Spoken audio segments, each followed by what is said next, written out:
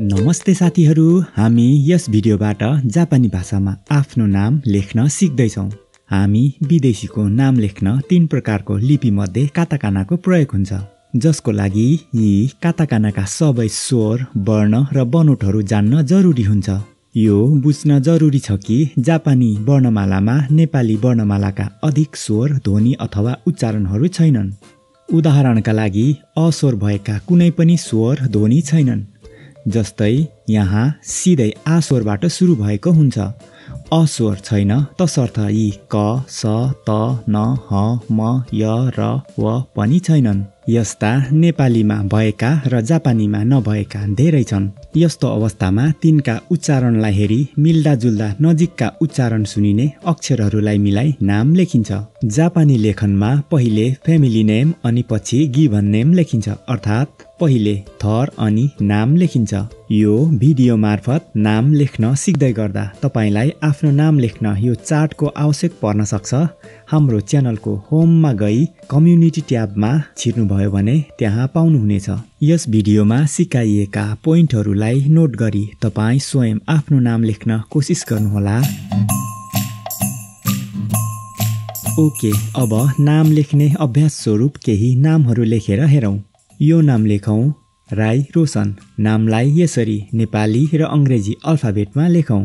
अब नेपाली उच्चारणका आधारमा यी अल्फाबेटहरूलाई नेपाली एक अक्षर एक भाग गरी छुट्याउँ। राईमा नेपाली 2 अक्षर छन्, जसको अल्फाबेट अक्षरलाई छुट्याउँ आर, ए र आई, अनि रोशनमा आर, ओ र एस, ए र एन। अब यी छुट्याइएका एक एकलाई माथि चार्टबाट खोजी हेरौँ। पहिले यो आर, ए रा हेरौँ। यो यहाँ छ रा, यो रा लेखौँ। अब ई हेरौँ, यहाँ छ, यो ईलाई लेखौँ। अब रो आर, ओ हेरौँ, यहाँ छ, यो रोलाई लेखौँ, रो। अब एस, ए हेरौँ, यहाँ छ, यो सालाई लेखौँ, सा। अब न, एन हेरौँ, यहाँ छ, यो लाई लेखौँ। अब जापानी उच्चारणमा राई रोसान भयो। स यहाँ सामा परिवर्तन भयो। यदि नाम ROSAN नभई ROSHAN भएमा छुट्याउँदा यसो हुन्छ। यो रो चाहिँ अगाडिको जस्तै।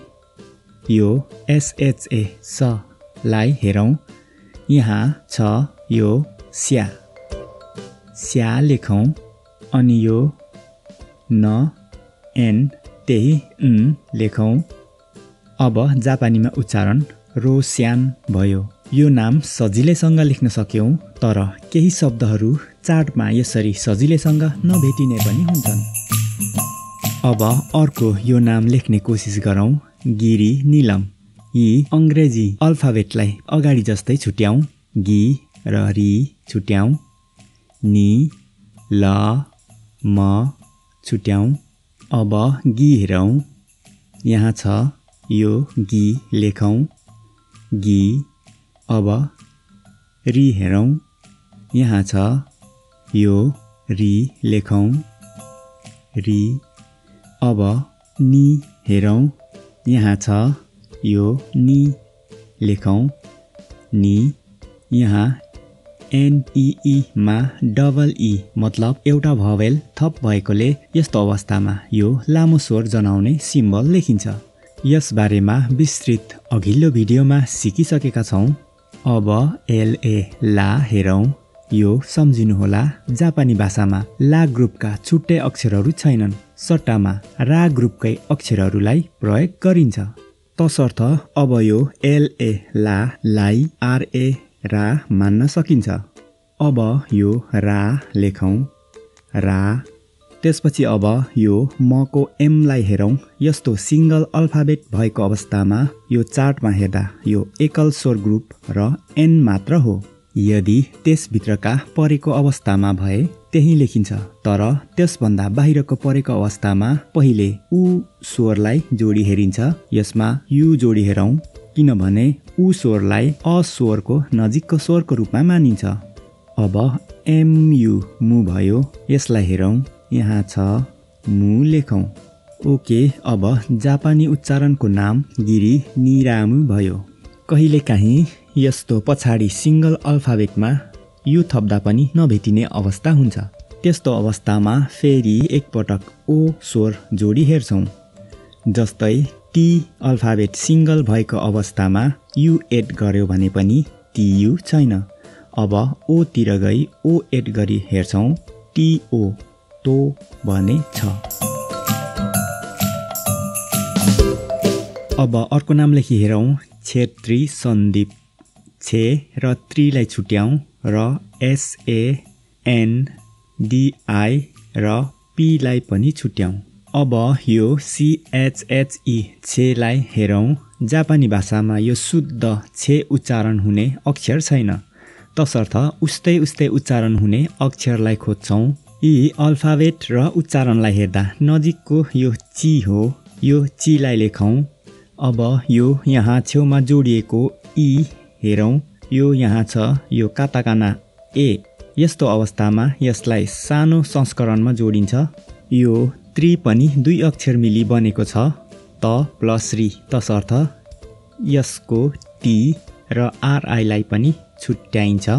अब यो टी सिङ्गल अल्फाबेट पनि यो चार्टमा छैन, यसमा यु एड गरी हेरौँ, टियु पनि छैन। अब टीमा ओ साउन्ड एड गरी हेरौँ, टिओ तो छ, तोलाई लेखौँ।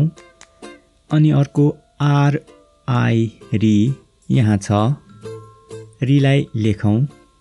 अब अर्को एसए यहाँ छ, यो सालाई लेखौँ, सा। त्यस्तै अर्को एन यहाँ छ, यो लाई लेखौँ, यो अर्को डिआई यहाँ, यो डिआई छैन, तसर्थ यसलाई पनि नजिकको हेर्दा डी भएका यी तीनवटा छन्। यो डिआईको पछाडिको आई यो ई हो, जसको सानो संस्करण यी तीनवटा मध्येमा यो देमा जोड्दा अरू दुईको भन्दा नजिकको उच्चारण सुनिन्छ। अब दे र सानो ई देई यहाँ लेखिन्छ, दे। अब यो प को पीलाई हेरौँ, पी यो सिङ्गल छ र यो भवेल होइन। अब यसमा यु एड गरी हेरौँ, यहाँ छ पियु। अब यो पुलाई लेखौँ, पु। अब नाम चेतोरी सान्दीप भयो।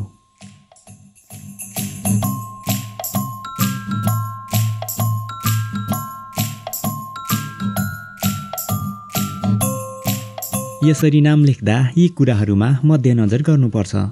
लामो स्वर लङ भवेल, ला ली लु ले लो जस्ता स्वर व्यञ्जनहरू आएमा सट्टामा रा री रु रे रो प्रयोग गर्नुपर्छ। यदि सिङ्गल अल्फाबेट भएको अवस्थामा भवेल हो कि होइन र एन हो कि होइन भन्ने हेर्ने, यदि हो भने त्यही लेख्ने, नभए पहिले त्यसमा यु जोड्ने र खोज्ने। यु जोड्दा पनि नपाएको अवस्थामा फेरि त्यसमा ओ जोड्ने र खोज्ने। यदि दुरुस्तै उच्चारणका नभएको अवस्थामा उस्तै सुनिने स्वर व्यञ्जनलाई हेर्ने र आवश्यकता अनुसार स्वरहरूलाई सानो संस्करण बनाई जोड्नुपर्छ। अवस्था अनुसार सानो चुको प्रयोगलाई पनि ध्यान दिनुपर्छ।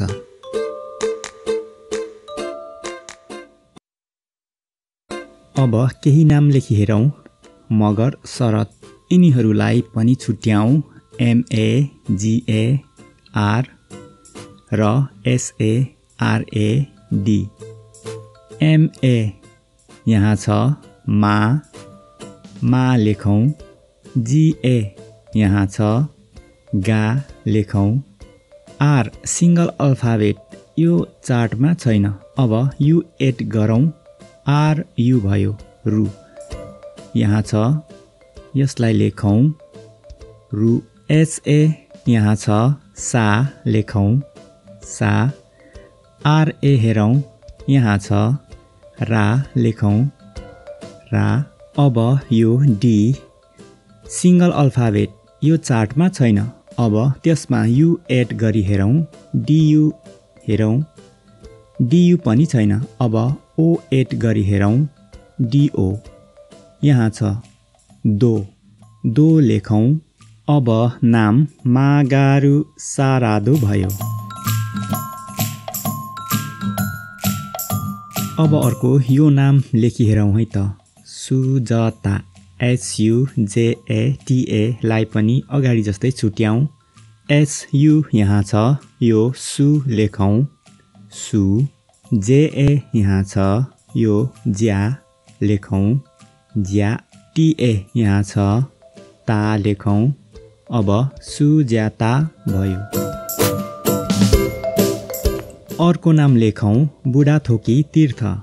यिनीहरूलाई पनि छुट्याउँ। बियु हेरौं यहाँ छ बु लेखौं। DHA धा छैन तसर्थ नजिकको उच्चारणलाई प्रयोग गरिन्छ। DA यहाँ छ दा लेखौं दा। अर्को THO थो पनि छैन नजिकको TO प्रयोग हुन्छ। यहाँ छ तो लेखौं तो। अर्को की KI की यहाँ छ यो की लेखौं की।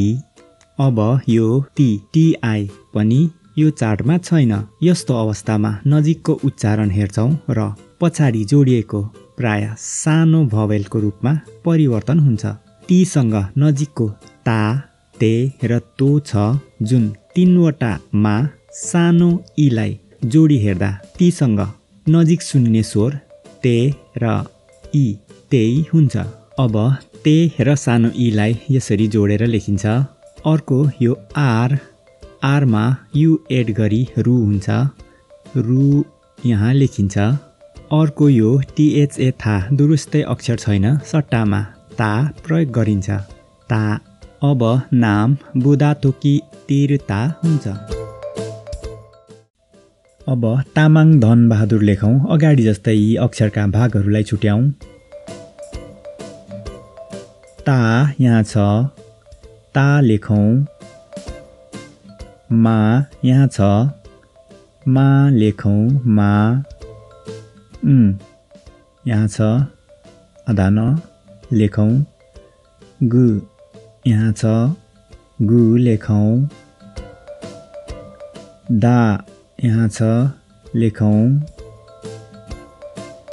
फेरि आधा न यहाँ छ लेखौं।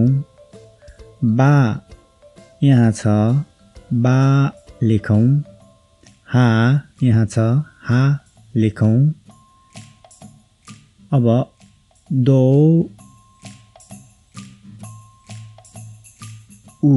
दु अक्षर नभएकोले दो र सानो उमीलाई दौ लेखिन्छ। रु लेखौं।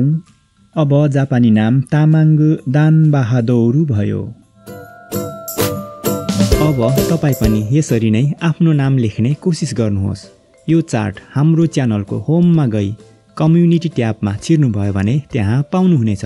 कसैले लेखिदिएको लेख्नु र आफैले पत्ता लगाई लेख्नुमा फरक हुन्छ। तपाईले नाम लेख्न कोसिस मात्र गर्दा पनि काताकाना सम्बन्धी थप ज्ञान मिल्नेछ। कृपया तपाईँ हाम्रो च्यानलमा पहिलो पटक आउनु भएको छ भने र हाम्रो स्टेप बाई स्टेप कोर्स हेर्न नछुटोस् भन्नका लागि पनि हाम्रो च्यानललाई सब्स्क्राइब गरिदिनु होला। हाम्रो भिडियोलाई अन्तसम्म हेरिदिनु भयो थ्याङ्क यू सो मच भन्न चाहन्छौँ।